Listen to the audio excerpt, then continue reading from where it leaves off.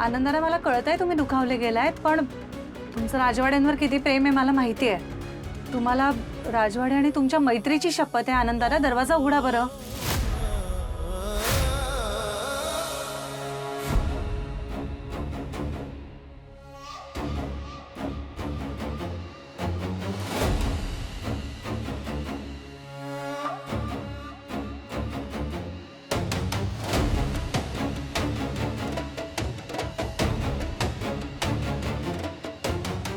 समर, तू ठीक आहेस ना बाळा? तुझी खूप काळजी वाटली रे मला, म्हणून इथे आली. खरंच मलाही एकदम सुन्न झाल्यासारखं होतंय रे. म्हणजे देवा शपथ सांगते, जेव्हा निकिताच्या पर्समध्ये आपला पारंपरिक हार सापडला ना, मला धक्का बसला. मला पहिल्यांदा डोळ्यासमोर तूच आलास रे. मला जर इतका मोठा धक्का बसला तर तुला काय झालं असेल? नाही, हेच खरंय की जगात कोणावरही विश्वास ठेवूच नये. माणसं कुठल्याही थराला जातात. मला ना देवाचा राग आलाय माझ्या समोरच्या बाबतीत.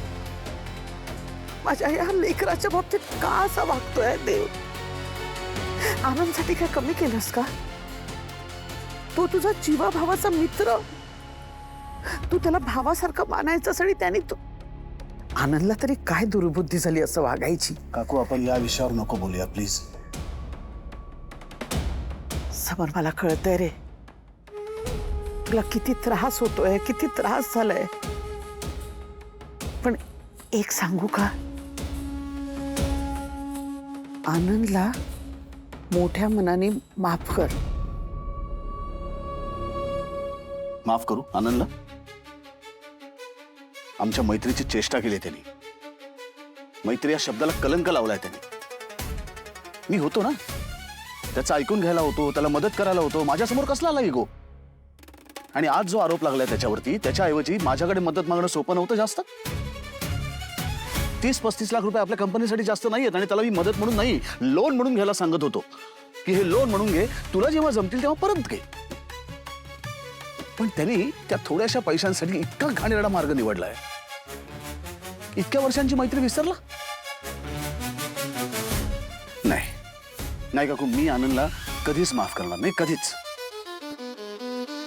आनंद ही व्यक्ती यापुढे कधीही माझ्या आयुष्यात नसेल, आणि या बाबतीत मला काहीच बोलायचं नाही.